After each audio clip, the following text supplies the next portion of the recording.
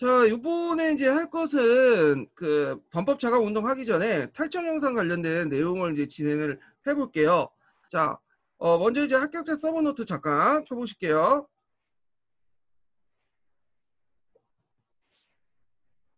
자, 중화질서의 붕괴를 볼게요. 중화질서 보면 먼저 일본 간의 관계를 이제 좀 봐야 될 텐데요. 자, 이때 이제 중국을 둘러싸 국제관계 변화 가운데 과거 이제 중국에 조공을 바쳤던 그 당시 일본과의 관계가 이제 점점 평등한 관계를 이행을 하게 돼요. 그래서 이제 그 관련된 근대적 조약을 맺게 되는데, 자, 일본은 이제 중국과 근대적 조약인 청일소 조교를 맺게 되고요. 그다음 통상장정 같은 걸 체결하게 되죠. 자, 그래서 이제 종전의 조공채권 관계에서 근대적 관계가 바뀌었다 이렇게 이제 보시면 돼요. 물론 엄밀히만 해서 이제 일본은 예전부터 이제 뭐 중국하고 관계가 별로 없었던 거죠. 근데 예전에는 이제 관계를 할 때 조공채권 관계를 이제 맺었기 때문에 이제는 평등한 이런 근대적인 어떤 관계로 전환됐다 이렇게 보시면 돼요.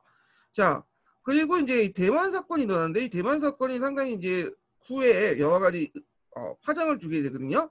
이게 왜 일어났냐면 이때 이제 유구라는 그 유구 있죠. 유구. 오키나와죠, 오키나와. 이 오키나와는 그 당시 중국의 수도 사대하고 사스마변을 통해서 에도 정권에서도 사대했던 그 나라예요. 그래서 실제로 사스마변이 오키나와를 장악을 하고 있었거든요. 근데 이 오키나와에 있는 푸르민들이 그 대만의 토착민 고산족이라고 하죠. 고산족.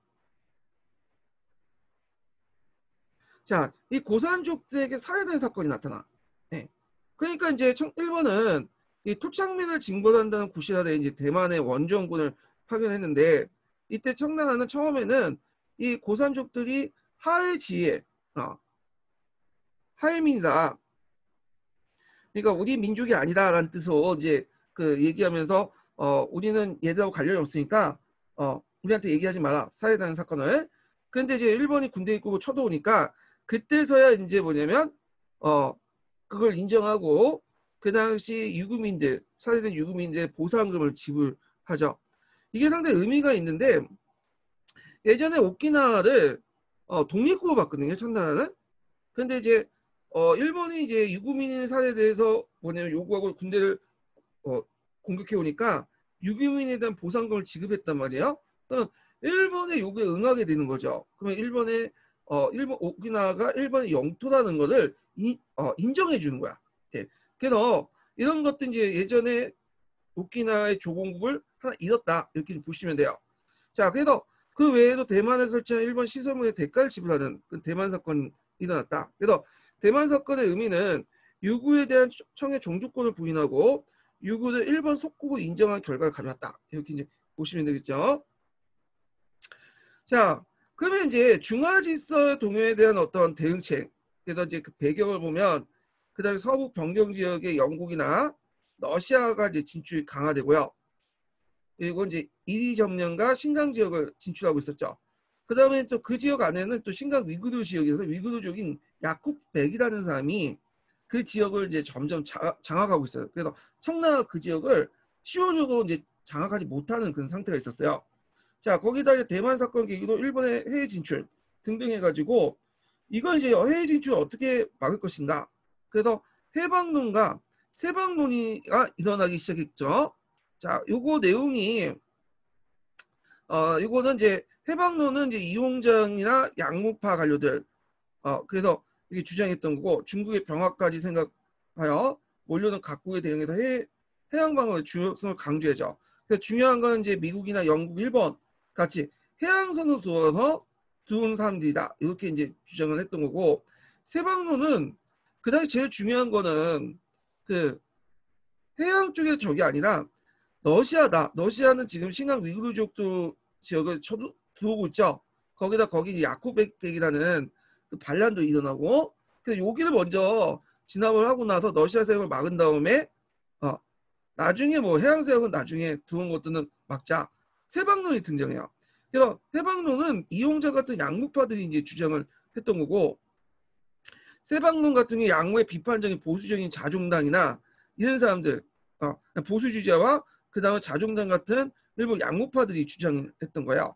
자, 그래서 이제 이들이 이제 서북 지역의 러시아 영토 양심이 크기 때문에 육지 방어의 어떤 중요성 이런 것들을 강조를 했죠. 그래서 이제 해방론과 세방론의 대립을 통해서 그 당시 갈등이 일어났고 그 당시 또 이제 이렇게 해서 이 내용들 좀 기억을 해두시면 될 것 같아요. 자, 그래서 이제 결론은 어떻게 됐냐?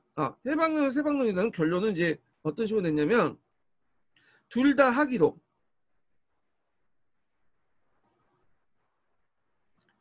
그래서 해방 쪽의 입장 올 때는 이걸 받아들여서 앞에서 언급했던 남양항대, 뭐 그다음에 복고함대, 그다음에 북양함대 이런 것들을 건설하기로 하고요.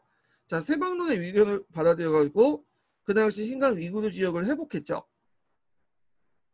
예, 그래서 나시의 남침을 막기로 했죠. 자, 그래서 요 둘을 이제 같이 했다 이렇게 기억을 해두시면 되고요.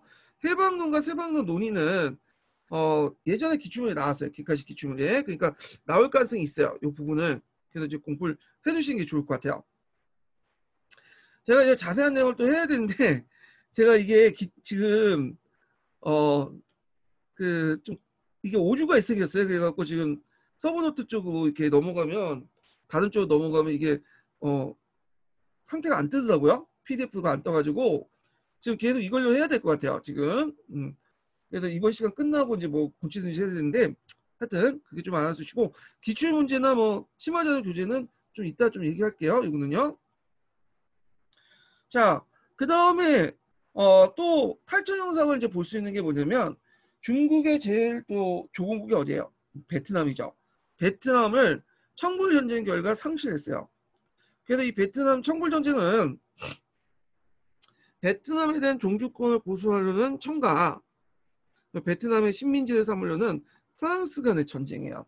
프랑스 간의 전쟁이고 이때 이제 그 베트남에서 프랑스하고 이제 싸움이 났죠. 그래서 이때 져가지고 베트남이 이제 외국권을 박탈하고 프랑스의 베트남의 국교화를 이제 보호구화를 시키죠. 그리고 이제 국경 부근에서 이제 중국군하고 흑해군이라고 하나요? 이 흑해군과 충돌을 하고 그리고 이제 잠깐 이제 또 이용장하고 푸르니에 간에 협정이 맺고 그래서 이제 후웨이 조약을 인정하고 그 다음에 또 중국군하고 또 프랑스 간에 2차 충돌이 일어나서 또 여기에서 또 개판 싸우죠. 그래서 이때 이제 패했기 때문에 이때 이제 청긴 조약을 맺게 돼요. 후웨이 조약을 다시 재조약 인정을 하고 결국에는 중국의 베트남에 대한 종주권을 상실했다 이렇게 기억을 해두시면 돼요. 자, 여기 청진조약에서 이제 여기 충돌하는 과정에서 청나라 군대가 동원되는데요. 그래서 이제 이 청나라 군대 중에 이제 해군에서 복고함대가 있어요. 이 복고함대가 청푸 전쟁 때 상실됐죠. 괴멸됐죠. 자, 이 내용들 좀 파악을 해두시면 될 것 같아요. 자, 그 다음에 이제 베트남까지 이뤘는데 거기다가 또 제일 이제 주요한 그 조공국이었던 조선까지 잃게 되는 사건이 일어나죠. 이게 이제 우리나라와 관련된 청일전쟁이죠. 청일전쟁. 결과적으로 청일전쟁이 패배를 했죠. 그래서 맺어진 조약이 이 시모노세키 조약이야. 그래서 시모노세키는 조선의 자주독립을 인정하고 그리고 요거 시험문이 나왔죠. 일본의 요동반도, 대만, 팽호열도를 활용했는데 요동반도는 삼국 간섭 때문에 이제 다시 뺏겼고요. 그래서 대만과 팽호열도만 이제 해갖고 인정받아가지고 이제 사장을 받게 되죠. 자, 그래서 이제 이때부터 대만은 오랫동안에 1945년까지 식민지배를 받게 돼요. 그다음 배상금을 지불하고 신통상조약 같은 경우에는 체육대우 인정, 뭐 4개 계약, 그다음에 중국이니까 내지 항해 보장, 계양장에서 제조업과 종사권, 제조업 종사권하고 UAE의 일본 주도권 이런 것들을 이제 뭐냐면 맺게 됐다. 요 뒤에 이제 내용이죠. 자, 그래서 이제 시모노세키 조약 내용이 나왔기 때문에 기억을 해두시는데, 제가 이걸 기출문제 분석을 가지고 좀 더 자세히 하고 싶어도 이게 넘어가면 이게 이상하게 다시 이게 빠꾸가 돼가지고 지금 못 하고 있어요. 예, 좀 나중에 이제 좀 할게요,거든요. 자, 청일전쟁 패배로 인한 영향을 보면 조선에 대한 종족권 상실로 중화제국 질서가 완전히 붕괴됐다. 그 당시 청일전쟁 과정에서 북양함대 이용장이 있었죠. 자, 이용장이 이끌었던 북양함대가 참패를 하게 되죠. 그래서 이거는 양무운동의 파탄을 말해주는 거고, 그래서 이제 그 계기로 해서 이용장 같은 양목파 관료들이 대거 실각하게 돼요. 자, 그래서 이제 이걸 통해서 또 양무운동의 한계점을 느끼면서 그걸 대체하고자 범법운동이 등장하는 계기가 되었죠. 자, 그 다음에 열강은 청주의 무적을 간파하고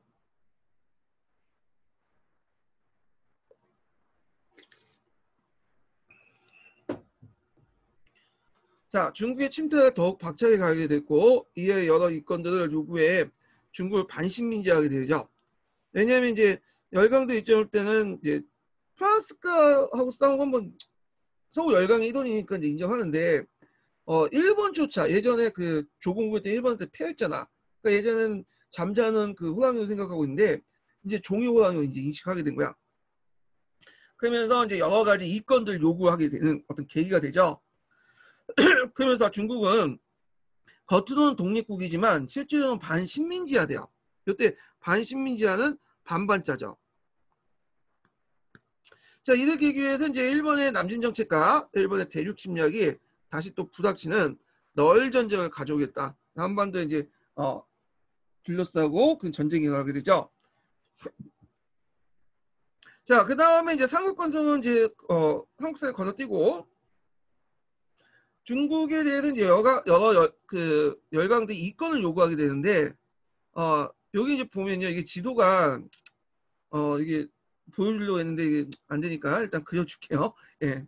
자, 여기 뭐 독일은 교주만을 77년 동안 조차했죠. 이 교주만 자체가 이제 시험문이 나왔죠. 예전에 그 상서에 보면 독일의 교주만 조차 관련된 내용이 나와요. 독일의 교주만. 그 어떤 분은 교주를 청도라고 얘기하더라고요. 청도. 그러니까 청도 맥주가 되게 유명하잖아요. 그래서 독일인들이 이제 청도에 이제 주둔하면서 거기에 조차하면서 그 맥주를 만들었죠. 독일 맥주를. 그래서 이 청도 맥주가 찐따오 맥주가 되게 유명한데 청도는 그 당시에 없었던 도시예요. 교주만일 때 만든 신흥 도시예요. 나중에 독일이 만든 계획 도시예요. 이건요. 그래서 답을 이제 그때 쓰실 때 교주라고 쓰셔야 돼요. 교주만. 네. 하여튼 조차를 했고요. 조차라는 거는 이 조차지라는 거는 땅을 빌려주는 거죠. 일정한 기간 동안. 그리고 이 조차지 안에서는 중국의 어떤 그 뭐냐면 주권이 행사되지 못해요. 그러니까 쉽게 말하면 중국 땅이 아니에요. 여기는요. 네, 조차지는. 근데 요거와 비슷한 개념이 있죠. 조계라고 조계. 우리는 이거 거주지라고 하는데 이 조계라는 거는 그 중국의 어떤 주권이 인정돼요. 영토도 인정돼요.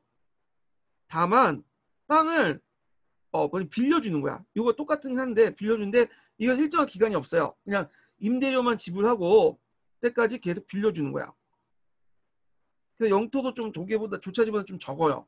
예. 그래가지고 일정한 도시에서 한 부분만 이제 빌려주고 그 안에 뭐 사법권, 행정권, 경찰권 행사를 할 수 있지만 중국의 주권과 영토는 인정하는 그런 특징을 가지고 있다. 그러니까 조개보다 좀 더 강범위한 지역에서 좀 약간 이제 중국의 주권을 무시하고 자국의 영토로 만들었던 게 조차지 이렇게 보시면 돼요. 자, 그리고 그래서 독일은 교주만을 조차했기 때문에 그 당시 상동성의 이권 전반을 갖게 돼요. 상동성 안에 세력권이 형성되죠. 상동성 지역에. 러시아를 보죠. 러시아는 어디에 관심이 있었냐면 만주 지역에 관심이 있었어요. 얘네들은.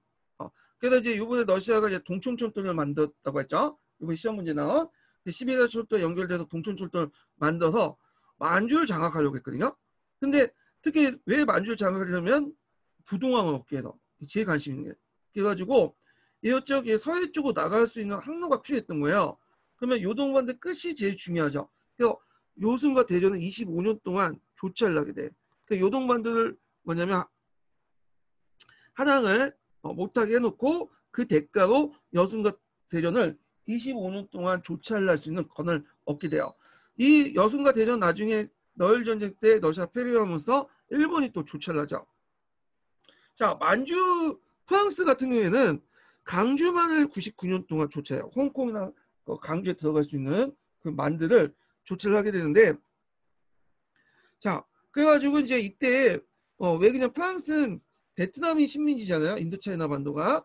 인도차이나 반도 부근에 있는 강동과 강서 지역을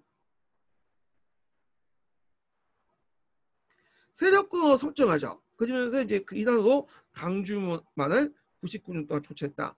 이렇게 보시면 되고, 영국은 상동성 안에 위해를 또 조치해. 왜냐하면 이제 러시아의 남하 정책을 막는다. 왜냐하면 러시아가 여순 대륜을 이렇게 가졌으면 얘네들이 밖으로 나가려면 어딜 거쳐야 서해를 거쳐야 되겠죠.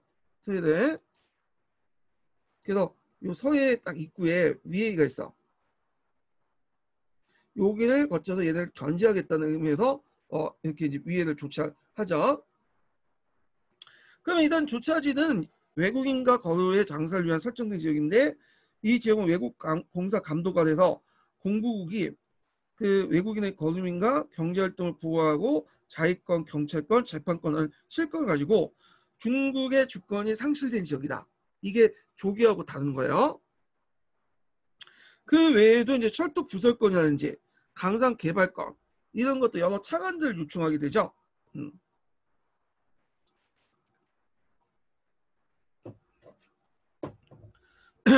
그 다음에 그 열강들이 이제 그 세력권을 설정하게 되는데 세력권이라는 것은 중국의 어떤 그 통치하에 있지만 경제적 이권은 그 안에서 자기가 누리겠다는 거야.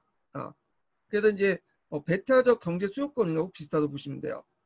그래서 배타적 경제 수요권은 공해상이지만 그 안에서는 자기의 경제적 이익은 얻겠다 이런 내용인데 프랑스는 이제 여기 해남도를 기반으로 해서 해남도가 적어놨는데 강동 강서 일대고 프랑스 식민지와 관련돼 있죠. 프랑스 식 베트남하고 연결돼 있기 때문에 이렇게 보시면 되고 자, 영국은 양자강 연안 지역 제일 노른자 땅이야. 장강 연안 지역을 자신의 세력권 설정해놨어. 그다음 일본은 복권성 일대를 자기 세력권 정했는데 이건 대만 때문에 그래요. 이렇게 있으면 대만이 있으면 대만 바로 앞에 복권성이 있어요.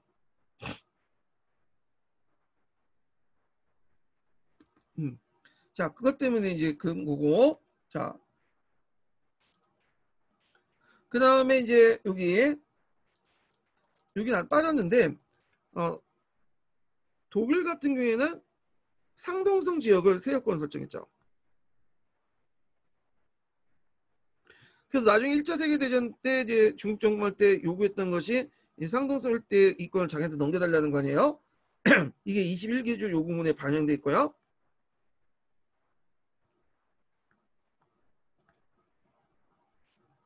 자, 그 다음에 이제 여기 미국을 볼게요.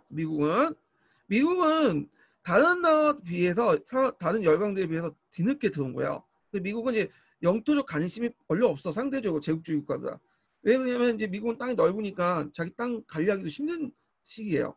그러니까 얘네들 제일 중요한 건 이제 영국도 마찬가지로 경제적 문제 관심이 있고요. 경제적 시익을 찾는데 더 관심이 있어. 그래서 그에 입각해서 이제 존 헤이라는 사람이 문호개방 정책을 해요. 존 헤이라는 사람이 그 당시 미국의 국무장관이었는데 이 문호개방 정책이 예전에 시험 문제 나왔죠. 근데 문호개방 정책은 크게 영토 보존과 기회균등의 원칙이 있어요. 원래는 처음엔 기회균등만 제공했다가 나중에 이제 위화도 해군 이후 위화도 해군이 한다. 위화도 사건 이후 영토 보존까지 추가되거든요. 예. 그래서 서로 열강들이 어느 세력이 독점하지 말고 서로 같이 상호 경쟁을 통해서 그 중국에 진출하자. 다만 중국의 영토는 보존해주자. 뭐 이런 것들이죠. 자, 두 가지 원칙을 했는데 그래서 그 열강대 기득권 인정하고 서방의 출입, 상품 통과, 공평 가세를 제시했으며 열강대 동의를 얻게 되었다. 근데 이걸 처음에 제시할 때는 동의가 쉽지 않았는데 나중에 이게 동의를 하게 된 게 뭐냐면 무슨 계기냐면 1921년에 맺은 워싱턴 회의예요. 국제적 공인받게 되죠. 이거를. 자, 하여튼 이런 정책을 내세우면서 이제 방대한 자본을 가지고 있는 미국이 경제적 진출이 상당히 빨라졌다. 중국 내에. 그래서 상대적으로 볼 때 중국인들이 미국 감정이 되게 좋아요. 예, 그래서 상당히 우호적인 감정도 있었고 그 이유가 아니면 미국은 영토적 야심이 별로 없다는 거죠. 영토적 야심이. 그리고 이제 우리나라도 조선에도 미국에 대해서 그 우호적인 관계를 가지고 있었던 게 뭐냐면 다른 나라에 비해서 영토에 별로 관심이 없다는 거야.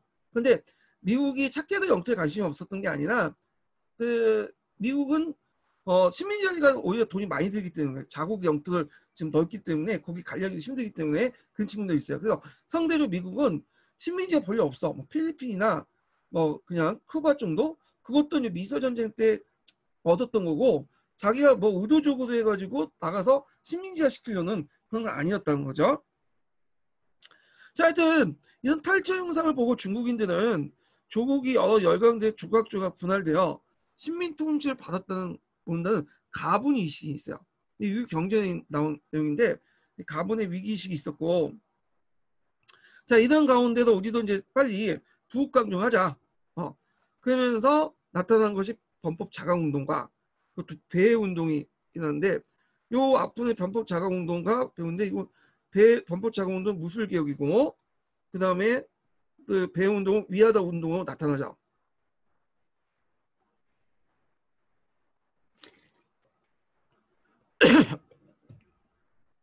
자 여기 무술 개혁인데 범법 자강 운동을 하면서 이제 무술 개혁이 펼쳐졌는데요. 예. 자 이것도 시험 문제 자주 나오는 부분이죠. 그래서 요 내용을 좀 보면요. 자 잠깐 이거 하기 전에 잠깐 이제 서포트 인증번호 알려드릴게요. 서포트 인증번호가 71번이에요. 71번.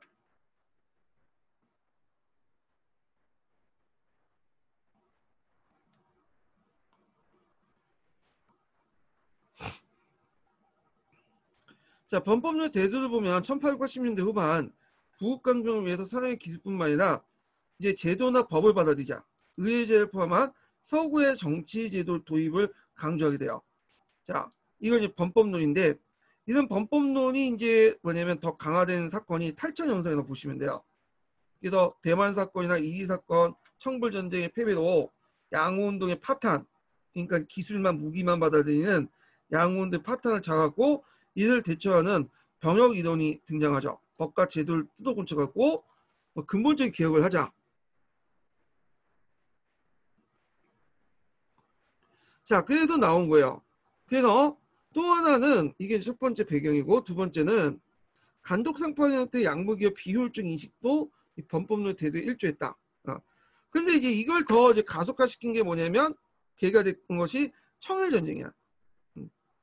청푸 전쟁까지는 이해가 돼. 왜냐하면 서구 열강의 범주니까 프랑스도.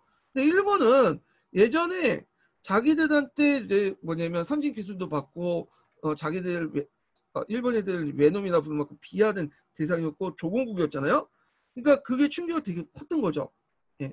그래서 이제 이거 보고 나서 이제 일본이 그 당시 메이지 유신하니까 일본이 왜 겠냐? 그거는 일본이 법과 제도를 통해서 했기 때문이다. 의회 제도가 있기 때문이다. 이런 이제 생각을 갖게 된 거야. 예. 그러면서 이제 범법 장가공도 그걸 통해서 이제 뭐 하려고 한 거죠. 제도 개혁을. 자, 그 범법 장가공 운동을 추진했던 사람이 캉유이라는 사람이야. 그리고 캉유이의 그 제자가 양케차오예요. 양케초라고 하죠. 한자식 발음으로는. 자, 여기에는 이제 강유이라고 적던데 캉유이를 얘기할게요. 자, 캉유에이는 지방 신사 출신이야. 이 사람이 원래부터 벼슬 해가지고 이제 개혁을 했던 건 아니고요. 이 사람은 이제 지방에서 성을 여가지고 공부를 애들 가르치면서 자기도 과거 준비를 했어. 과거 준비. 그래서 그때는 이제 초창기 때는 과거에 계속 납방을 하고 있었거든요. 그러다 보니까 이 사람이 이제 할 수 있었던 게 왕과 이제 면대면을 황제와 면대면을 통해서 자기 의견을 전달할 수는 없으니까 상소를 계속 그러니까 상소를 올려가지고 이런 걸 여론을 불러일으키려고 했어요. 그리고 그걸 통해서 이제 황제부터 관심을 끌려고 했거든요. 그러니까 여러 번의 상소를 올려요, 이 사람이. 그래서 이때 이제 청불 전쟁할 때 이제 패배를 해가지고 1차 상소를 올리죠. 여기 제도 개혁의 주장 내용은 이제 합의제 심의 기관인 훈이지가는 이제 신설할 걸 주장하고 양국파 대신에 이용장의 주한원 쪽 외교론을 반대하고 주전을 주장한 청록파 대신들 지원했다. 그러니까 이용장 같은 경우에는 대도록 서구 열강들 일본하고 싸우려고 하지 않았어요. 나중에 청해전쟁이 일어날 때도 어쩔 수 없이 이제 보수파 관료들이나 서태후가 떠밀려 갖고 전쟁을 했던 거야. 이것도. 근데 이에 반해서 이제 그 조정하셨던 자칭 이제 그 강경파들 있죠. 청류파라고 이제 했던 애들인데 얘들은 대책 없이 주전론을 주장해. 근데 우리가 당하고만 살 수 없다. 서양열강과 한판 붙자. 자, 이런 식의 이제 뭐냐면 논리가 지금 진행되는데 이 말은 좋지. 근데 그렇게 해놓고는 뒷감당 못하는 거죠. 네. 힘이 없으면 머리를 좀 숙일 줄도 알아야 되는데 하여튼 문제가 있어. 하여튼. 자, 하여튼 근데 캉유의 입장할 때는 주전론을 주장하는 청룡파 대신들의 지원을 받았다. 그래서 이제 왜냐하면 캉유의가 범법자강운동이 양국파 관료들의 주장하고 좀 다르거든요. 그러니까 이제 나중에 이제 개혁할 때 반대하더라도 일단은 그 양국파 이용장을 견제하기 위해서 이들을 지원한 것 같아요. 예, 캉유의들. 그러다가 이제 잠시 이제 정치 활동 멈추고 고향으로 돌아와서 신학의 경고와 공자 계제구 같은 이런 정통 유교와 공자에 대한 가감한 비판을 가면서 그 개혁의 이론적 기초를 마련했다. 요거 좀 약간 설명이 좀 오해를 불러일으킬 수 있는데 가감한 비판을 했다. 그러니까 유교와 공자에 대해 비판을 했다는 식으로 이해를 할 수 있잖아요. 자, 정통적인 유교예요. 요거는 뭘 비판한 거예요? 정통 유교는 이거는 고문학파를 비판한 거예요. 유교 전반을 비판한 게 아니라 고문학파를 비판한 거고 그럼 공자에 대한 가감 비판? 공자를 비판하는 게 공자 자체를 비판하는 게 아니에요. 공자에 대한 인식을 비판한 거야. 이건 뒤에 얘기했지만 예전에 공자라는 사람들은 공자가 무슨 어떤 체제를 유지하고 보수적 이미지잖아요. 예. 그게 아니라 이 당시 공자는 체제를 개혁하려고 했다. 그래서 더 나아가서 앞으로 그 사회를 좋은 방향 이끌려고 했다. 이렇게 이제 뭐냐면 그 책을 쓴 거야. 뒤에 얘기했지만, 그러니까 공자 자체에 대한 비판이 아니라 종전의 공자에 대한 인식의 비판 이렇게 맞아 정확한 거예요. 자, 그 청해전이 끝나고 나서 2차, 3차, 4차 상소를 계속 올리죠. 그 상소들을. 자, 그리고 그 상소 올린 후에 또 이제 잠시 후식기를 갖게 되죠. 그때 이제 뭐냐면 강학회를 설립하고 최초 범법자강운동 관련된 강학부를 만들어 시무부를 발견하고 그래서 학회하고 잡지 이름은 좀 기억을 해줄 필요 있어요. 범법자강운동의 주요 그 학회 잡지 내용. 그래서 그걸 통해서 지식인과 관료 사이에 범법 사상을 고취시키려고 노력을 했다.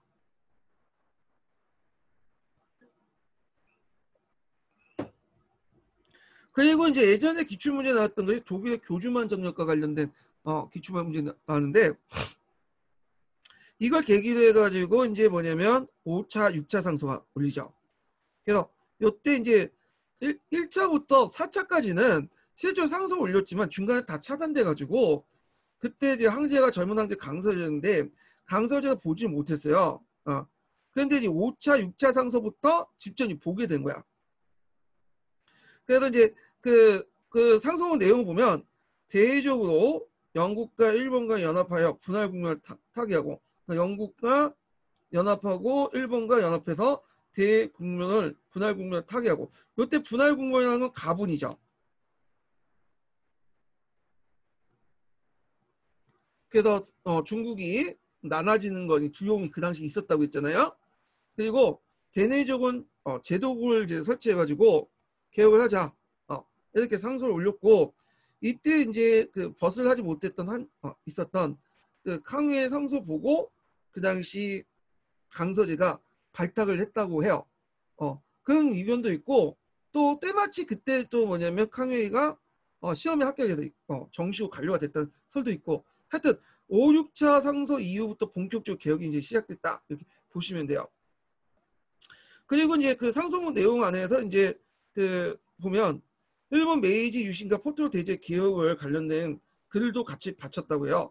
그래서 일본 동정부와 아대 피덕 전정기 이렇게 있는데, 아마 이제 이 아대라는 말이 알아서 하니까 포트로 대제 개혁 관련된 내용이 있고요.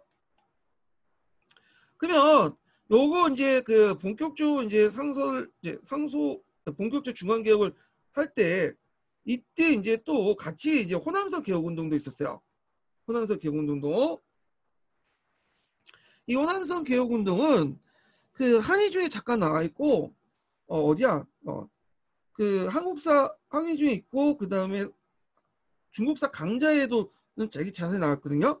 그래서 이제 호남선 개혁 운동 보면요, 호남선 개혁 운동의 흥망성쇠는 중앙에 있는 개혁 운동과 거의 비슷해. 그래서 약간 이제 축소파이라 보시면 돼요. 자, 여기에서 이제 그 게시가 됐던 것은 뭐냐? 처음에 시작될 때는 중일 전쟁 이후에, 전쟁 이후죠. 자, 중일 전쟁 이후에 가분의 위기시가 난민의 위협으로부터 신사 기득권을 보유하는 의도에서 시작된 거죠.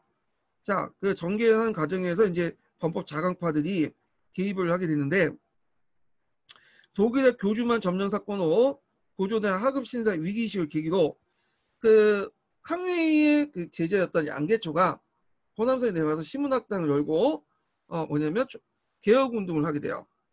그래서 이제 신문학당을 중심으로 개혁 운동하는데, 이때 이제 학계 위원들 신사들이 모여서 정치에 참여하는 그 남학회라는 예비 지방의회 성격을 가지고 있는 그런 사설 기구를 만들죠. 상보단 일간지를 개창하고요. 그 다음에 또 자기 스승이었던抗회의 범법 개혁론을 요걸 통해 골치시키죠. 그래서 이들 학회와 학당을 통해서抗회의 범법 개혁론을 적극적으로 골치시켰으며, 특히抗회는抗회 대동사상과 그 공작 계제국을 중심이 되었다. 그래서 대동에 도달하기 위한 전제로서 기출문제 나왔던 민권론과 평등론을 제시했다. 그래서 기민, 백성을 기민하는 정도에 온건한 것이었다. 민권론과 평등론이라는 자체가 우리가 생각하는 근대적 의미의 어떤 민권론과 평등론은 아니에요. 예. 그래서 요거는 유교에서 말하는 기민 정도, 백성을 좀 귀하게 여기다, 그 정도인데요. 잠깐만요.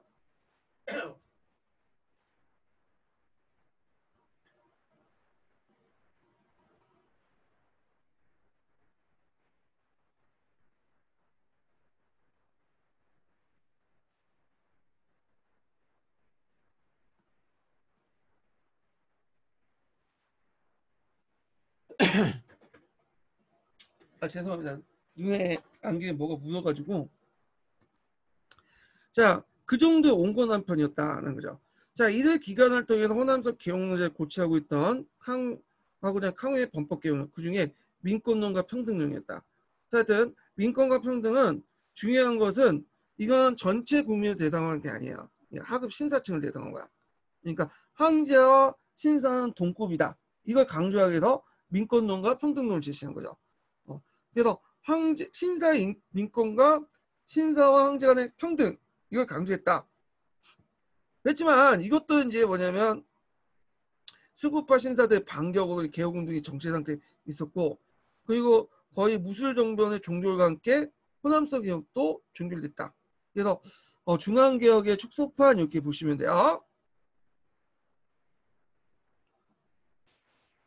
그래서 의일은 수구적인 분위기 속에서 지방 차원의 개혁이 불가능한 걸 깨닫게 되고, 중앙의 어떤 그 전국적인 개혁운동의 추진, 주체, 창출의 노력이 필요하다는 걸 인식하게 되고요. 중앙 차원에서 범법운동을 추진할 때 민권론, 평등론, 입헌군주 같은 지향을 뚜렷이 드러내지 않았다는 거. 이게 뭐냐면 정치적 이유인데 이게 이제 그 호남선 개혁운동이 중앙의 그 개혁운동 있죠. 무술 범법하고 시기적 거의 비슷비슷하게 진행이 돼요. 근데 초창기 때는 민권론, 평등론 이렇게 주장하고 그리고 뭐 항제하고 나하고 신사계처럼 맞먹으려고 했던 거죠.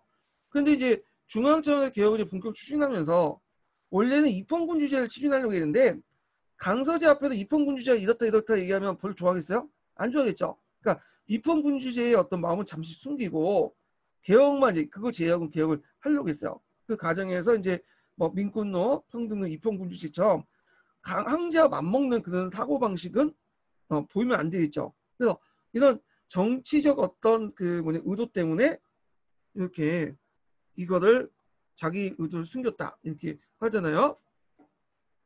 자, 하여튼 뭐 이렇게 보시면 될 것 같고 그 다음에 제일 중요한 무술범법 운동 보죠. 이거 호남석 개혁 운동은 시험에 나올 것 같진 않지만 일단은 한의중이나 그런 데 좀 있으니까 강좌 있으니까 좀 얘기한 거고 무술범법 자체가 중요하죠.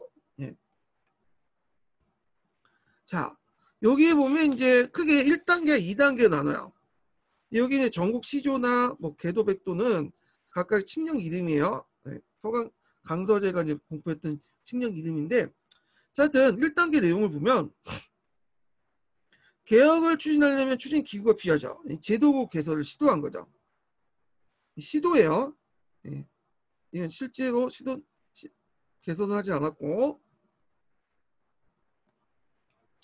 그 다음에 이걸 갖다가 개혁적인 어떤 하급 관리들을 임용을 하고요. 그 다음에 왜냐하면 이제 여기에서 중요한抗의 위치 때문에 그래요.抗의는 그 당시 간직에 침입했긴 했는데 뭐 과거든 항제 눈을 띄었든 간에 침입했지만 그 당시에 그렇게 높은 그 간직을 갖고 있는 게 아니에요. 잘해봤자 7급 정도의 그 공무원 정도 수준이었어. 그 고위직 관료들은 자기 파들이 아니죠. 물론 총무파들은 자기를 지원한다고 해도抗의의 입장을 때 얘들은 믿을 수는 없는 거고 정치적 입장에서 자기를 지원했기 때문에 자기 파를 키우려면 좀 젊은 세대가 필요했던 거야. 그래서 하급 관리들을 적극적으로 자기가 원하는 하급 관리들을 이제 뭐냐면 등용을 해갖고 관료 등용해가지고 같이 개혁을 추진하려고 했죠. 그래서抗의의 개혁의 한계가 여기 나와요. 왜냐면抗의가 실권을 가지고 있는 고위직 관료가 관료들이 추진했던 게 아니라 이렇게抗의처럼 하급 관리 중심으로 추진했기 때문에 약발이 좀 떨어졌던 거죠. 예. 그 다음에 상인의 상소를 허용하고 이건 뭐냐면 자기가 예전에 상소를 계속 올렸는데 도중에 차단을 했거든. 그러니까 이제는 항제에게 직접 상소를 직보할 수 있도록 그렇게 이제 체제를 만들자 이렇게 이제 주장을 했던 거고요.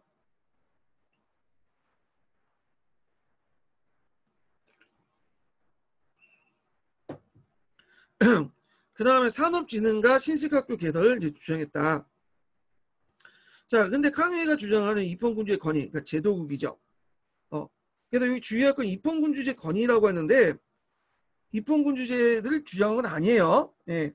그 당시 이제 그 강서재 입장 앞에서 뭐 위에 만들고 법을 만들자 이런 것들을 주장한 게 아니라 제도국 자체가 약간의 뭐 입헌군주제를 지향한다는 의미로 이제 파악을 해주시면 될 것 같아요. 이건요. 자, 하여튼 제도국 자체가 이제 그 수급화에 의해서 좌절되었고 그렇지만 과거제에서 팔공을 폐지하고 팔공을 폐지하는 대신에 신시강으로 대체했죠. 야, 이게 또 왜 안 나와 이거?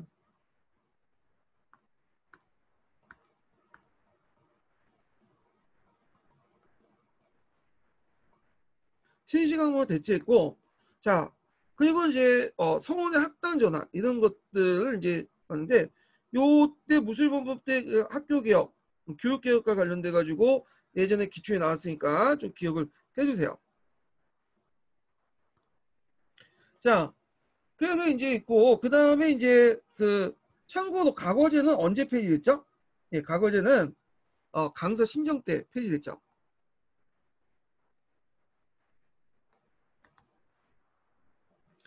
자, 그 다음에 이제 2차 가부 개혁 이제 볼게요. 아니 2차 가부입니다. 2차 개혁을 볼게요. 자, 그래서 이제 개혁을 추진하는 민호적인 수구파 관료들을 이게 현직이라는 게 뭐야? 어, 이게 아마 혁파했다 같은데. 예. 자, 그래서 혁파하고 그 다음에 이제 여기 그 대신에 이제 하급 신사를 더 인용했는데 그 중에 하나가 이제 담사동이죠. 무술 7군자라고 불렸던 담사동을 이제 하급 신사로 임명했다. 그 다음에 유명 무신한 관료기를 철폐하고 그 다음에 그 무군전을 개설했는데 이 무군전이라는 것은 아까 제도국을 하려다가 안 됐잖아요. 그래서 대신에 이제 그 무군전을 설치했어요. 그리고 황제 친위군을 창설했는데 신정권의 역량을 강화시켜서 친위군을 창설하고 신건 육군을 창설했죠. 요 신건 육군이 신군이에요.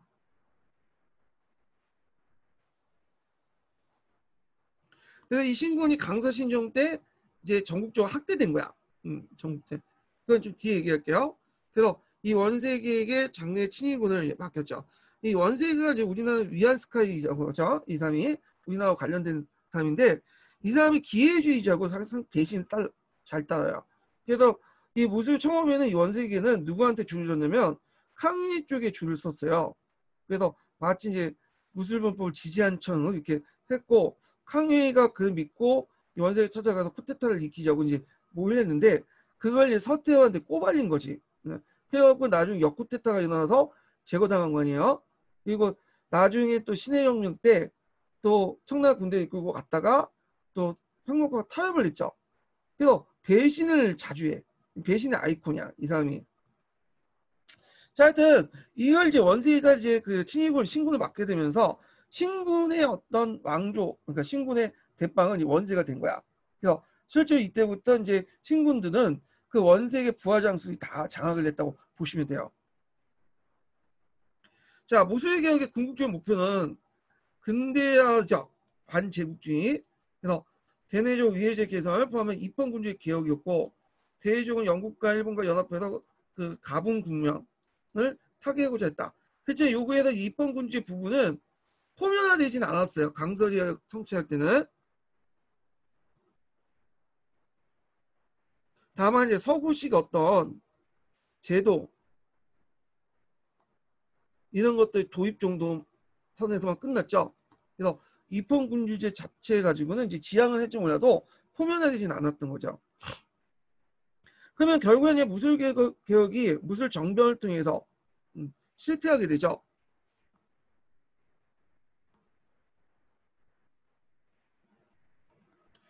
그래서 이제 이때 이제 그 강서제 활동을 지켜봤던 그 서태후가 보니까 마음에 안 들거든.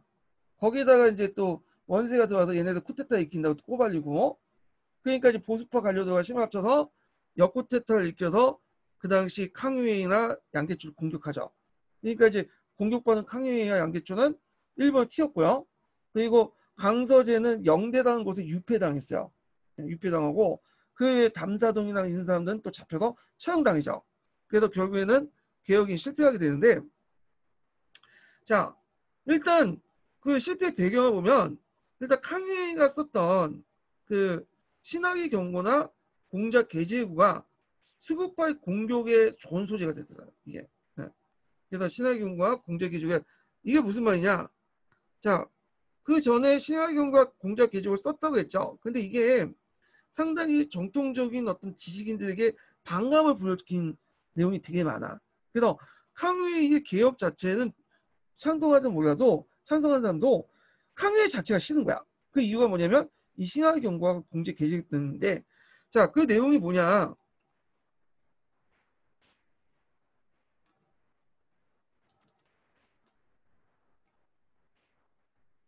자, 신학의 경고는 근문경인 춘추 공양전에서 자신의 개혁의 근본을 마련한抗위는 공공경전은 다 왕망의 신앙조로 건설돼서 만든 유인한 사람의 위작이다. 그래서 종전에 그 지식인들이 보고 있는 그 십상경 같은 공공경전은 다 없애자. 이거는 공공경전의 건의를 뒤엎는 혁명적 선언이죠.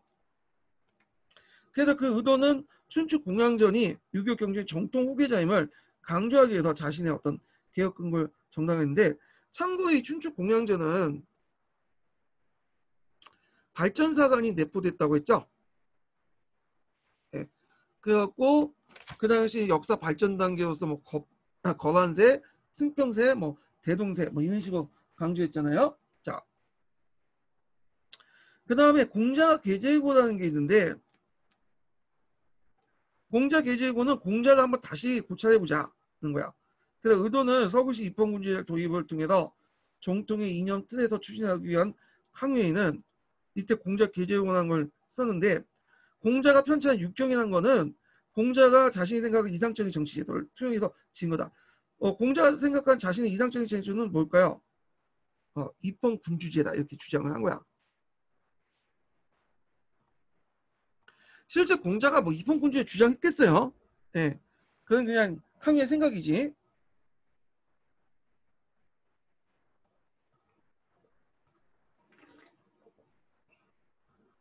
자, 근데 제일 중요한 게 공자가 실제 그렇게 생각한 게 중요한 게 아니라 이연대의가 중요하죠. 공자의 숨은 뜻. 그러니까 이 숨은 뜻을 자기 생각대로 해석을 했다고 보시면 돼요. 그래서 의회제 도입 같은 자신의 주장을 공자의 정신에 충실히 개성한 거로 공자 계제론을 주장을 했고요. 그때 이제 공자 계제론을 주장을 했다는 걸 좀 기억을 해주시면 되고, 또 공자 계제론에서 이제 또 내용을 더 추가하자면, 그 성인의 공자의 인식을 바꿔놨어. 그러니까 성인의 공자, 이게 뭐냐면 정통적인 어떤 문화의 수호자.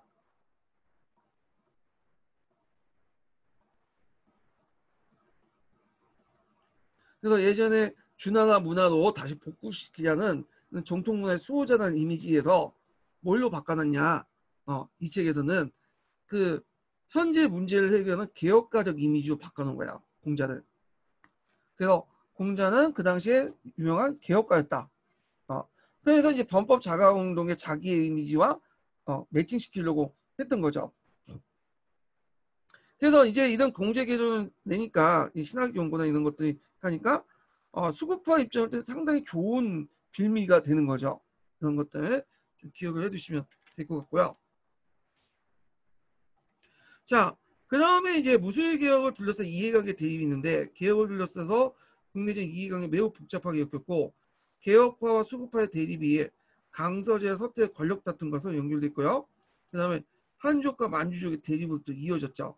특히 강서제 같은 경우에는 개혁파를 적극적으로 지지했고, 서태후는 강서제를 견제하기 위해서 수급파를 했는데, 그 당시 강서제는 친정했던 시기야. 강서제가 이제 나이가 20대 젊은 황제였거든요. 자, 근데 서태후가 이제 잠깐 물러나서 보니까 마음에 안 든 거야. 그래서 아까 이제 무술 정벌 통해서 강서제를 영대에 유폐시켜놓고 거기에 이제 쭉 있게 했어요. 그 서태후가 바로 죽기 전 3시간 전에 그 강서제도 죽었어. 너무 우연의 일치 아니세요? 우연의 일치라고 생각하지 않으세요? 강서제가 그때 38살 죽은 나이는 아니었거든요. 근데 이제 갑자기 죽은 거야. 의문의 죽음을 하고 그 다음에 서태후가 죽은 거야. 그러니까 서태후 자기 죽기 전에 강서제를 제거한 것 같아요. 예. 자, 하여튼 자, 이런 개혁을 둘러싸 영국과 러시아 간의 다툼이 개혁의 실패를 가져가기는 원인이 되었다. 그래서 영국과 러시아도 이 개혁을 접근하는 과정에서 좀 다른 시각을 보이게 되죠. 자, 그래서 뭐 이런 것들이 있고, 그 다음에 이제 세 번째가 그 시민계층이나 부유자 세력이 발달하지 못한 중교 정통사에서 항해의 개혁을 지지해 줄 수 있는 대중적 기반이 취약했기 때문에 완강한 보수 세력의 반대를 극복하지 못했다라는 거죠. 그래서 이건 그 무술개혁 자절 관련된 내용 기억해 주시면 돼요. 한계라고도 볼 수 있죠. 이게 기출문제 나왔어요. 나올 것 같아, 제 생각에도. 그러면 무술개혁은 아무 의미가 없냐? 이거 의의는 없는데 의의를 좀 적어보면,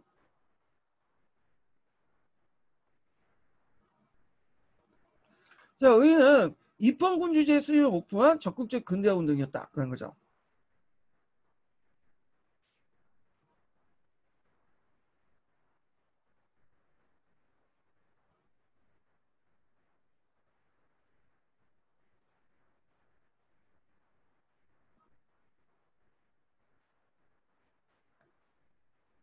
자, 요거 좀 기억을 해주시면 되고요. 여기서 또 이제 또 설명할 부분이 이제 더 보충할 설명은 공양학파 관련된 볼게요. 왜냐면 공양학파가 이제 강의와 관련된 학파죠. 그래서 요건 잠깐 제가 오늘 심화 자료 가지고 이제 얘기를 해드려야 되는데 이게 갑자기 떨어져 나가서 화이트보드 가지고 좀 공유하면서 이제 얘기를 할게요.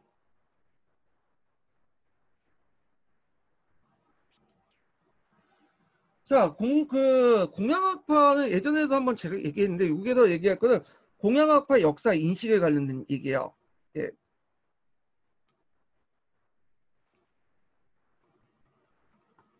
좀 굵게 써야 되겠네요. 예.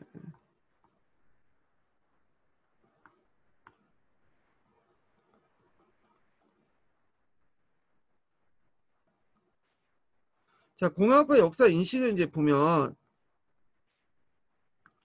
이 공양학파 역사 인식의 근거가 되는 책이 아까 얘기한 것처럼 춘추 공양전이죠. 그러면 춘추 공양전이 뭐냐 하면 춘추를 좀 보면요. 춘추는 공자가 썼던 책이잖아요. 공자가 쓴 역사책인데 이게 너무 간략하기 때문에 나중에 사람들이 거기에 줄을 갖다 붙였어요. 그래서 자시전,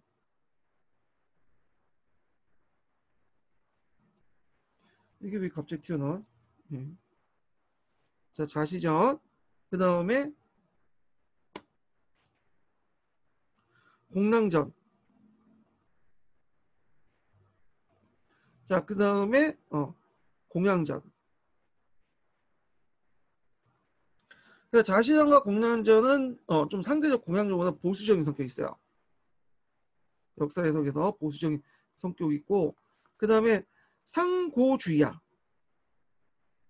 그러니까 3대를 강조하죠. 3대나 뭐 이런 것들. 자, 근데 공양전 같은 경우에는 지금을 강조해요. 상금주의라고 하죠. 그래서 공양전에 나오는 역사 인식을 이제 보면 발전사관이 내포되어 있는데 이거는 자시전과 공양전은 발전사관이 아니라 이건 뭐예요? 순환사관이죠. 그리고 복고주의적 색깔이 되게 강해요.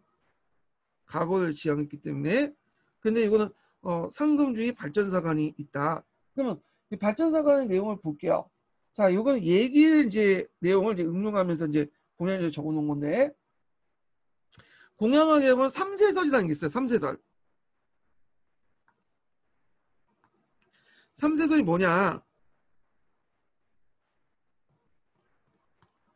자, 3세설은 아까쯤에 언급한 것처럼 역사 발전 단계 건한세, 소강세, 대동세 이렇게 나눠요.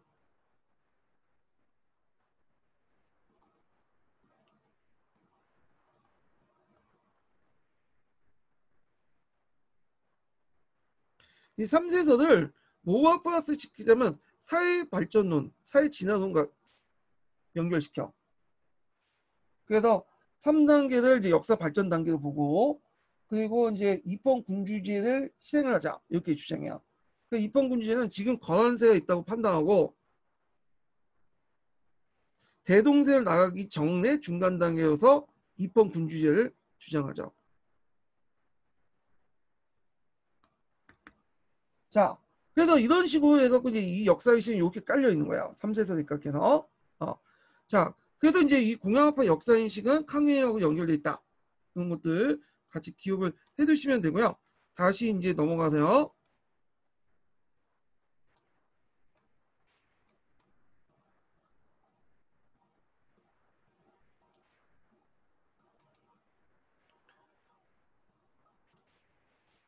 기출문제는 좀 이따 풀게요. 이거는 자, 의하다 운동을 좀 볼게요. 의하다 운동.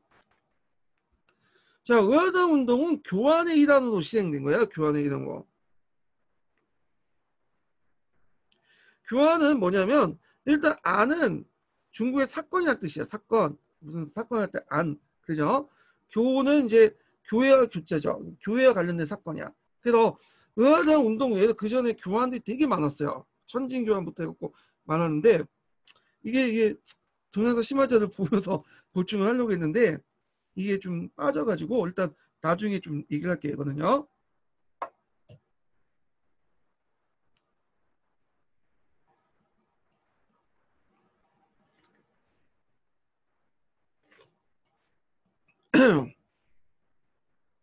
그래서 이제 반기독교 운동, 교화는 일반적인 원인은 기독교가 정통적인 중국 사회 지배 이념인 유교와 마찰을 하게 되죠. 특히 이제 그 신사 계층들에 큰 위협을 줬는데 선교사들이 신사와 다가오는 사회적 지위를 차지하면서 왜냐하면 이 선교사들이 이제 항촌사회에 오면서 신사가 했던 여러 역할들을 자기가 하거든요. 위기의식을 느낄 수밖에 없겠죠. 지방의 신사적 영향을 위협을 느끼게 되고 민중들 이때 볼 때는 교민들이 증가하면서 항촌사회 교민과 비교민 사이의 분쟁이 일어나 항촌 공동체가 붕괴되고 왜냐하면 교민들은 그다음에 선교사들이나 이제 그 외국 세력들은 뭘 가지고 있었어요? 치위법권이나 영사재판권 가지고 있었잖아요. 그러니까 여기에 불붙어 가지고 자기도 무법적인 행동을 하는 거야. 그러니까 얘네들 교민이면 뒤에 외국 세력이나 선교사들이 있기 때문에 그 당시 이제 그 간원들이 노터치야. 터치를 못해. 그걸 이제 이용해 갖고 자기 욕심을 채우게 된 거죠. 그러다 보니까 거기에 이제 비교민들이 반발하게 되고 그래서 이제 어떤 갈등이 일어났다. 이렇게 보시면 돼요. 그리고 정통적으로 제국주의 세력들이 항상 교회와 선교사를 끼고 들어와갖고 종교에 들어오죠. 이런 것들이 또 그 교회와 선교사 단순히 종교를 전파하는 게 아니라 종교 밑에는 뭐야? 제국주의 침략이 같이 있는 거야. 야심이. 그러다 보니까 이것이 중국사의 반발 이런 것들이 있죠. 요거 뭐 중국뿐만 아니라 다른 나라도 다 마찬가지예요. 선교사들 들어오면 선교사를 통해서 그 나라의 정보가 알려지게 되고 또 자본가가 들어오고요. 자본가들이 들어와서 이제 활동하다가 현지 정부와 충돌이 나면 자국민을 보호한다, 사유재산을 보호한다는 취지 아래 또 누가 들어와? 군대가 들어와. 그래서 그 지역을 식민지화시키거나 반식민지화시켜버리죠. 자, 그러면 위하다 운동이 일어난 곳이 상동성이거든요. 상동성의 이제 사회 경제적 변화를 볼게요. 청일전쟁 후에 열강은 철도 부설로 철도 부설권을 많이 얻었다고 했죠. 그래서 일자리는 운송 노동자들이 되게 많았다는 거. 그래서 이때 운송 노동자는 왜 많았냐면 정통적으로 이제 그 보통 정통적인 그 운송업은 그 정통적인 운송업은 그 당시 운항을 통한 그 내륙해연이에요.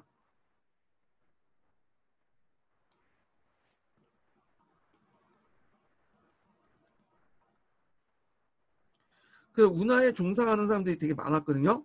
근데 철도가 만들어지고 그 내륙해운이 아니라 이제 연안해운으로 이제 바뀌어지면서 이 운하에 종사했던 많은 노동자들이 어떻게 될까요? 예, 일자리를 상실하죠.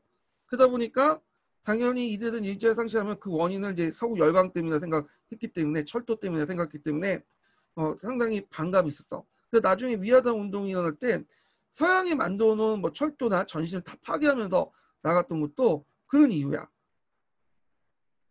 자, 하여튼 외국 물자의 대량 수입으로 농업과 수공을 타격을 입었고요. 그 다음에 교회 세력 확대도 배의 감정이 고조됐죠. 여기 교황과 연결돼서 보시면 되고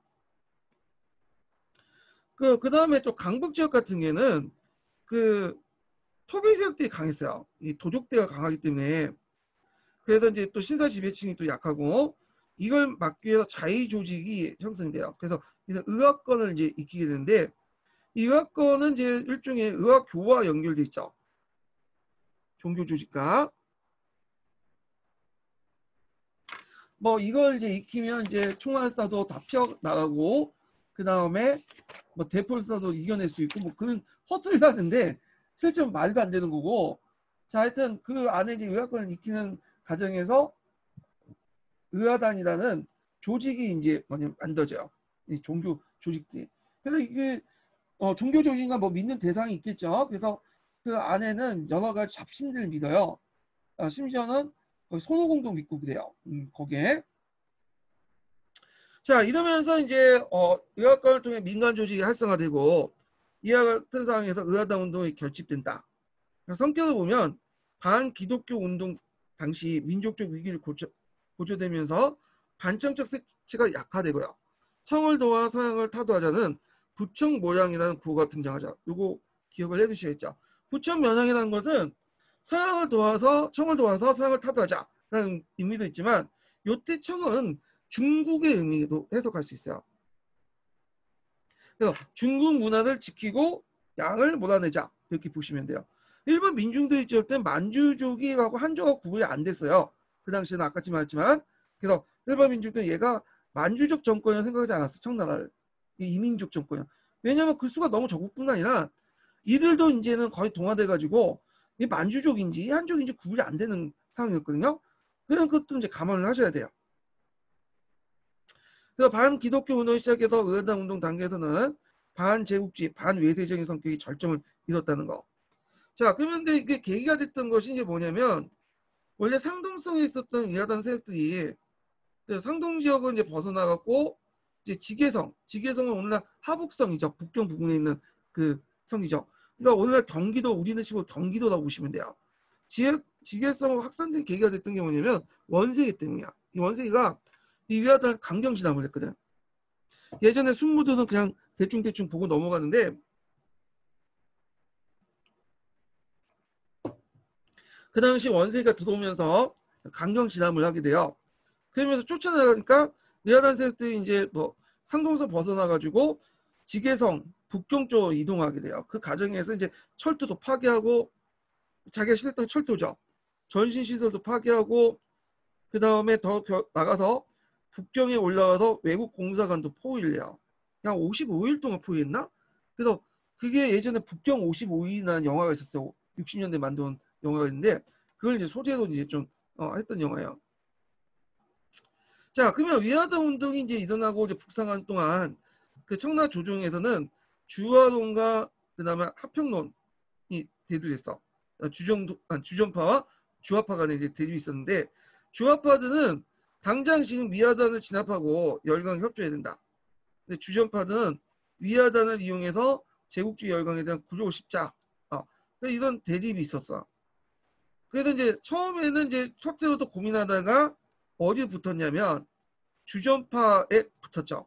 그래서 이제 의화단을 이제 고무해주고 지원해주는 그런 방침으로 나갔죠.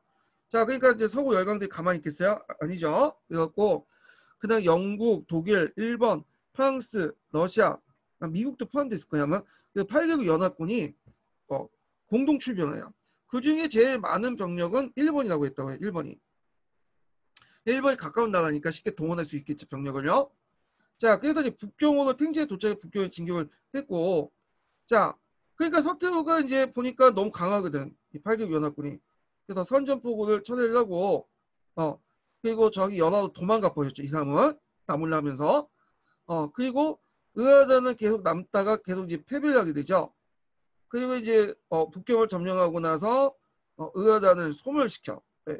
그래서 이제 그때 이제 연합군은 북경, 천진을 함락하고 그런 이하원을 약타해요. 이 이하원은 서태후가 어마어마한 돈을 투자해서 만든 거예요. 그래서 원명원 소실할 때 대체물로 이제 만든 건데 이걸 만들기 위해서 원래 그 북양함대를 양성하기 위한 돈을 빼돌려서 요 이하원에 그 처발한 거죠, 한마디로. 예. 그래가지고 했는데 그걸 약탈한 거야. 지금 있긴 있어요, 그 건물이. 자, 하여튼 그렇게 욕을 얻어먹고 막 만들었지만 지금 만들어 놓고 보니까 뭐 그냥 관광지로 유명하죠, 여기.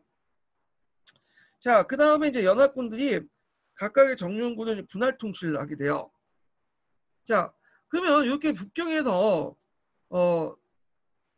위화단과 북경정부 간에 옥신각신한 과정에서 그 당시 강남은 어떻게 했냐. 자, 북경의 서태후가 이제 열강에게 선전포기를 하기로 결정할 때 그걸 이용장에게 알려주거든요. 자, 그래서 이용장도 너네들 투쟁해라. 근데 이용장은 그냥 무시해버리죠. 쌩까요. 예.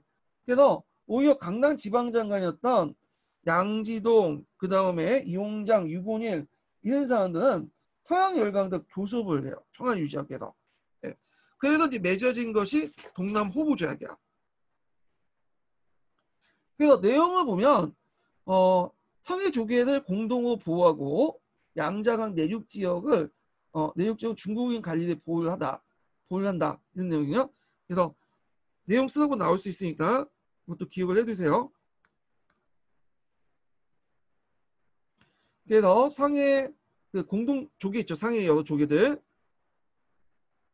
개항장에 있는 상해 조개는 공동으로 보호하고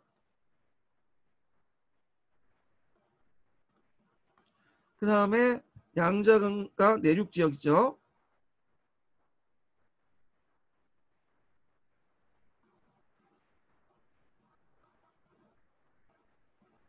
중국 관리들이 보호한다. 이런 내용이야. 그래서 동남 보호 후보조약을 맺었다. 자, 그리고 나서 더 문제는 이게 동남 후보조약 자체가 이제 그 북경의 서태후 말 무시하고 맺어진 거잖아요. 근데 서태후가 나중에 이제 그 주전파에서 주화파 말을 갈아탄 다음에 곧바로 동남 후보조약을 승인해 줬고요. 자기한테 개긴 걸 승인해 준 거죠. 그러면 이거는 어떤 의미가 있을까요? 정치 의미가 있죠. 자, 이거는 중국의 정치 권력이 이분화됐다는 걸 반영한 거죠.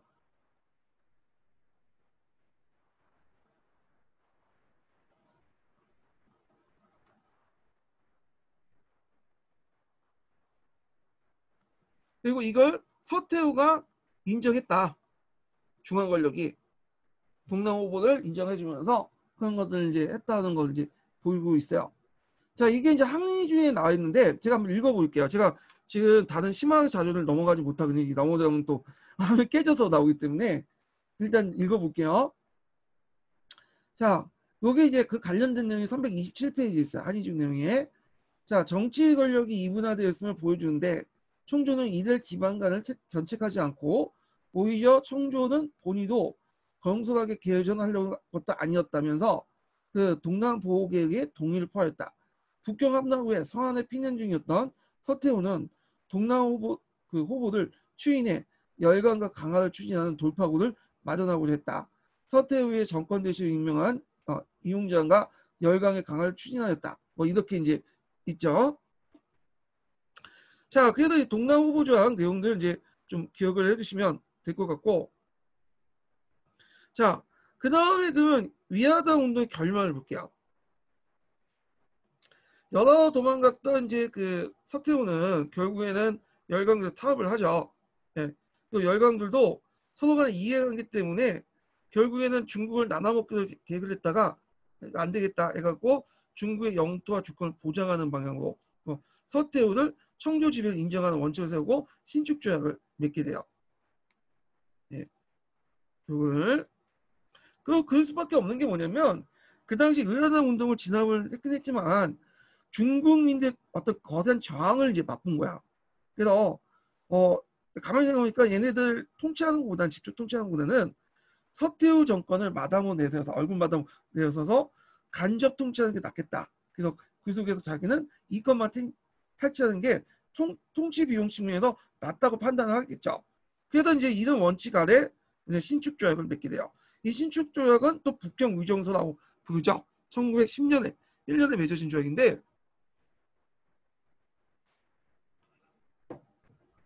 자, 배상금 4억 5천만 원 양을 배상하고요. 이를 위해서 해관세,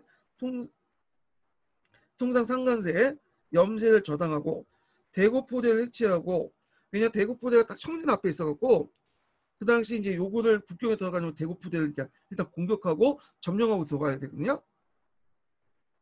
그리고 북경에 공사관 구역을 이제 설정해요. 이걸 이제 동교민항이라고 해요.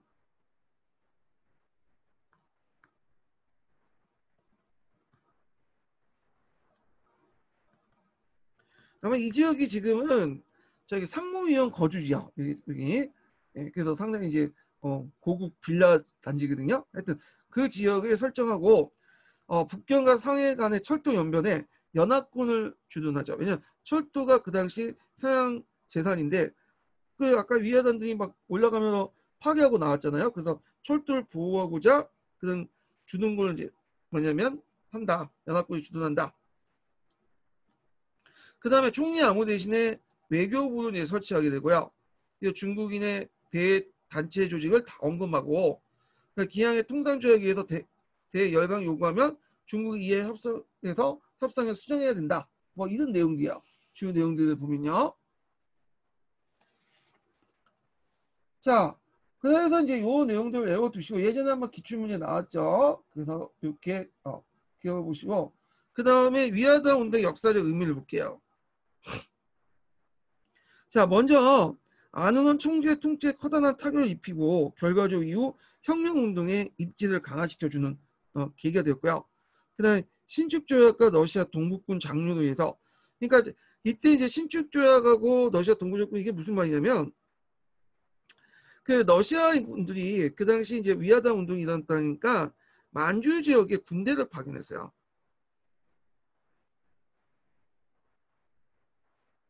만주에는 동천철도가 있죠. 이 동천철도에 한번 나왔던 건데, 북만주 철도라고. 자, 하여튼 그 북만주 철도를 보호하기 위해서 군대를 주둔한다는 명목이 계속 있었는데, 이하단 운동이 끝나고 나면 당연히 만주에 있는 군대를 철수해야 되잖아. 근데 얘네들이 계속 남아있는 거야, 동북 지역에. 그러니까 이거에 대해서 반발해서 그 당시에 유학생들이 무슨 운동을 이제 벌치냐면, 일본 유학생들이 거화 운동이 벌쳐요. 거화 운동. 이 거화 운동이 뭐냐면 그 아라사를 반대한다. 그러니까 이런 운동이거든요. 소련, 러시아를 반대하는 운동인데, 이 거화 운동을 그 당시 청주가 탄압을 하죠. 그러면서 이게 반청 운동으로 바뀌어. 그리고 나서 이 반청 운동을 통해서 혁명파들이 양성해요.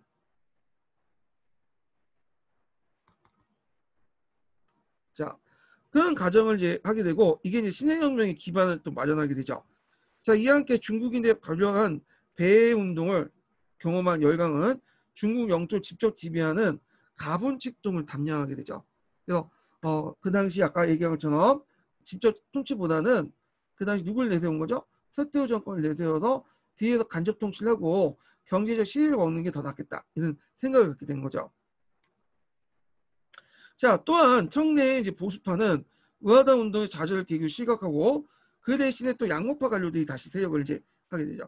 양목파 관료는 청일전쟁 때 잠시 물러났다가 다시 복귀한 거예요. 그러면서 개혁을 추진했는데, 이게 뭐냐면 강서신정이에요. 그래서 이 강서신정은 그 양목파들이 자신이 예전에 비판했던 범법 자강운동의 내용을 다시 채용하고 하는 거야. 서태후도 그걸 인정해줬고, 서태후도 이제 보니까 개혁을 해서 개혁을 안 하면 안 되거든. 어쩔 수 없이 이제 개혁을 인정하게 된 거죠. 근데 그 개혁을 하더라도 정치와 법은 건드리지 말자. 입헌은 안 된다. 단서를 놓고 이제 개혁을 했는데, 정치 개혁은 제하고, 나중에 이제 한인 신사들이 그걸 요구하면서 좀 더 이제 정치 부분도 개혁을 하게 되죠. 의회를 만들려고 하고 헌법을 만들려고 했던 거죠. 자, 이건 좀 뒤에 얘기하죠. 그래서 이런 것들은 그 전에 자기가 탄압했던 범법과 프로그램 개혁 프로그램을 거의 그대로 수용한 거다, 이렇게 보시면 돼요. 그냥 그때 수용하지. 예. 그때는 정치적인 어떤 논리나 반감 때문에 수용하지 않다가 수용하게 된 거야. 자, 그래서 이제 이렇게 이제 봤고요. 좀 쉬었다가 그 뭐냐면 다시 이제 그 강서 신정 부분을 이제 진행을 할게요.